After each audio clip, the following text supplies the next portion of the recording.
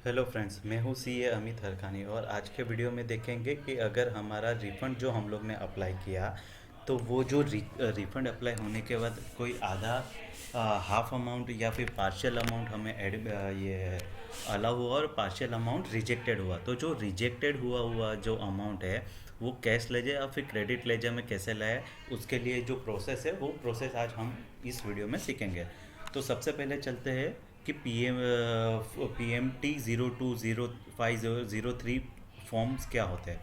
तो first of all जो PMT 02 जो फॉर्म है वो क्या होता है कि जो आपका क्रेडिट लेजर जो होता है, इलेक्ट्रॉनिक क्रेडिट लेजर, वही आपका PMT 02 फॉर्म होता है। मतलब वो लेजर को ही आप PMT 02 बोलोगे।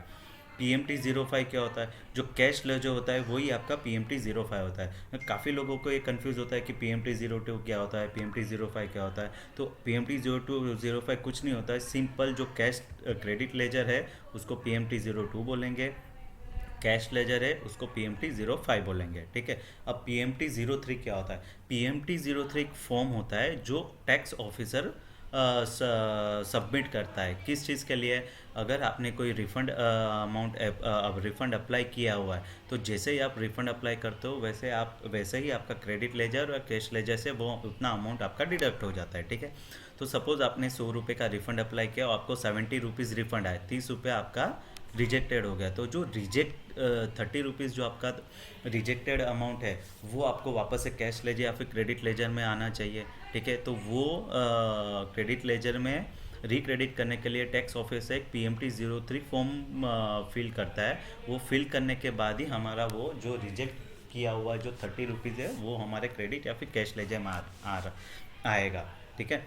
तो वो जो PMT 03 जो है वो ऑटोमेटिक ऑफिसर ये नहीं करेगा। उसके लिए आपको एक अंडरटेकिंग फिल करना पड़ेगा कि जो मेरा जो 30 रुपीज़ रिजेक्टेड अमाउंट है उसके लिए मैं कोई अपील फाइल नहीं करूँगा। तो आप मैं अपील फाइल नहीं करूँ तो आप जो मेरा 30 रुपीज़ है वो मुझे क्रेडिट या फिर कैश लेजर में वापस से रिक्रेडिट कर दो। ठीक है। तो PMT 03 कौन से वाले कैश में एप्लीकेबल होगा वो हम देखेंगे।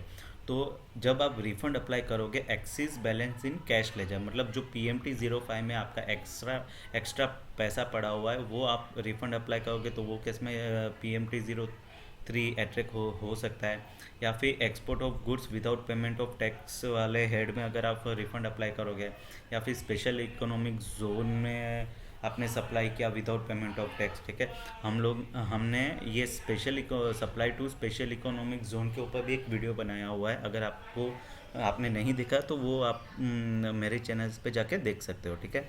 डीम्ड एक्सपोर्ट के केस में हो सकता है, और ITC accumulated due to inverted duty structure, ये 5 केस में आपका PMT 03 अट्रैक्ट हो सकता है। ठीक है।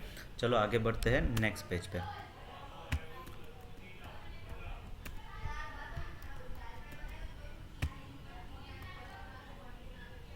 यस।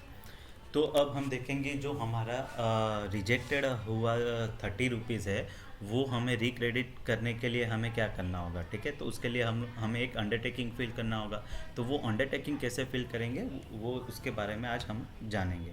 तो सबसे पहले आपको लॉगिन करना है। लॉगिन करने के बाद आपको सर्विस में जाना है। ठीक है। सर्विस में जाने के बाद आपको यूज़र सर्विस में जाना है। यूज़र सर्विस में आपको एक टैब दिखाई देगा माय एप्लीकेशन का, तो उसके ऊपर क्लिक करना है। वो जैसे ही क्लिक करोगे तो डायरेक्ट आप ये वाले पेज में आ जाओगे। ठीक है। यहाँ पे आप एप्लीकेशन टाइप में रिफंड सिलेक्ट करोगे ड्रॉप डाउन एरो के थ्रू, और यहाँ पे फ्रॉम डेट और टू डेट डालोगे। जो मंथ में आपने रिफंड अप्लाई किया वो मंथ का, तो ये वो मंथ आप डाल पुट करके आप सर्च बॉक्स पे आप क्लिक करोगे तो आपके सामने ये जितने भी रिफ़ंड एप्लीकेशन के वो सारे लिस्ट आपके सामने आ जाएंगे। यहाँ पे देखिए जो मैंने लेटेस्ट वाला रिफ़ंड अप्लाई किया वो ये वाला है, जिसमें मुझे पार्शियल अमाउंट रिफ़ंड हुआ है, पार्शियल रिजेक्टेड हुआ है। तो ठीक है। तो यहाँ पे ARN वाले केस में यहाँ पे मैं क्लिक करूँगा। मैं जैसे ही क्लिक करूँगा वैसे ही मैं ये वाले पेज पे आ जाऊँगा। ठीक है। ये वाले पेज पे आपको लेफ्ट हैंड साइड पे, यहाँ पे लेफ्ट हैंड साइड पे आपको एक 4-5 ऑप्शन दिखाई देता होगा। फर्स्ट ऑप्शन एप्लीकेशन, मतलब आपने जो एप्लीकेशन किया हुआ, उसके बाद जो आपके एक्नॉलेजमेंट आया होगा वो, उसके बाद कोई आपको क्वेरीज डिपार्टमेंट को कोई क्वेरीज होगी और उसके लिए आपने जो रिप्लाई दिया होगा वो वाला टैब, और फोर्थ वाला टैब है ऑर्डर। यहाँ पे ऑर्डर वाले टैब में आपको आना पड़ेगा और यहाँ पे submit undertaking for PMT03 for rejected amount, मतलब आपको जो रिजेक्टेड अमाउंट है उसके लिए आपको एक सब अंडरटेकिंग सबमिट करना होगा, तब जाके आपका PMT03 ऑफिसर फिल करेगा। तो आप जैसे ही आप यहाँ पे क्लिक करोगे सबमिट अंडरटेकिंग के वहाँ पे, वैसे ही आप एक यहाँ पे क्लिक करोगे तो आप यहाँ पे दूसरे वाले पेज में आ जाओगे, ये वाले पेज में। ठीक है, यहाँ पे क्या लिखा है, undertaking for PMT04 for rejected amount. ठीक है, तो आपके सामने ये वाली स्क्रीन आ जाएगी पूरी, ये पूरी स्क्रीन आ जाएगी। ठीक है, यहाँ पे जो अमाउंट है, यहाँ पे जो अमाउंट लिखा होगा वो आपका जो रिजेक्टेड अमाउंट होगा वो ऑटोमेटिक आ जाएगा। ठीक है, तो उसके बाद अगर सपोज़ आपको यहाँ पे और एक लाइन लिखी हुई है कि अगर आपको अपील फाइल करना है तो आप ये रिक्वेस्ट नहीं कर सकते, सिर्फ यहाँ पे क्लिक करके आप यहाँ पे नील PMT रिक्वेस्ट डाल सकते हो अंडरटेकिंग के लिए।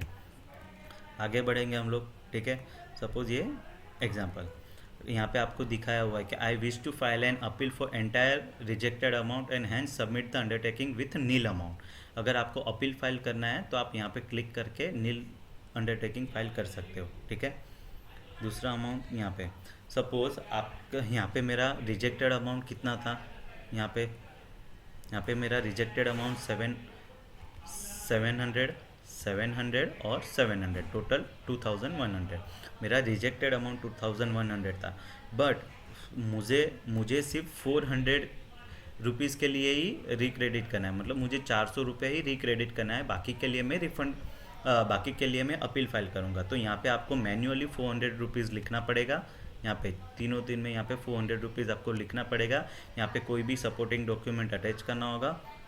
ठीक है, और यहाँ पे फिर आप अंडरटेकिंग पे टिक करके आप EVC या फिर DAC से आप अंडरटेकिंग फाइल कर सकते हो। सपोज़ आपको पूरे अमाउंट आपके सामने आपको अपील फाइल करना है और आपको कोई भी अमाउंट रिक्रेडिट नहीं चाहिए, आपको पूरा अमाउंट अपील पे जाना है। ठीक है, तो यहाँ पे सिंपली आप क्लिक करो तो यहाँ पे ऑटोमेटिक आपका अमाउंट ज़ीरो हो जाएगा। ठीक है, वो ज़ीरो होने के बाद आप क्या करोगे, आपका जो भी अगर कोई सपोर्टिंग डॉक्यूमेंट है तो आप यहाँ पे अटैच कर देना। वो अटैच करने के बाद यहाँ पे सिंपली टिक करके आप DAC या EVC से आप अंडरटेकिंग फाइल कर सकोगे। जैसे ही फाइल करोगे तो यहाँ पे आपको यहाँ पे ये वाले थर्ड वाले टैब में लेके आएंगे और यहाँ पे जो आपने अंडरटेकिंग फाइल किया वो आपको यहाँ पे दिखेगा कि आपने अंडरटेकिंग फाइल किया कितने अमाउंट का किया या फिर आपको अपील फाइल किया, तो आपको यहाँ पे पूरा अंडरटेकिंग का फॉर्म यहाँ से मिल जाएगा। ठीक है, तो जैसे ही आपने ये अंडरटेकिंग फाइल करोगे वैसे ही टैक्स ऑफिसर को एक रिक्वेस्ट जाएगा कि आपने अंडरटेकिंग फाइल किया हुआ है। तो टैक्स ऑफिसर क्या कहेगा, अगर आपने रिक्रेडिट के लिए रिक्वेस्ट किया होगा तो जैसे ही वहाँ पे प्रोसेस करेगा तो वैसे ही आपको एक मेल आ जाएगा और आप सीधे आपके क्रेडिट लेजर या फिर कैश लेजर में वो अमाउंट रिक्रेडिट हो जाएगा। ठीक है, तो ये वीडियो अगर आपको अच्छा लगा है तो आप सब्सक्राइब और लाइक ज़रूर कर देना, और अगर आपने सप्लाई टू सेज वाला वीडियो नहीं देखा है तो वो भी देख लो, वो भी आपके लिए बहुत काम का हो सकता है। ठीक है, थैंक यू।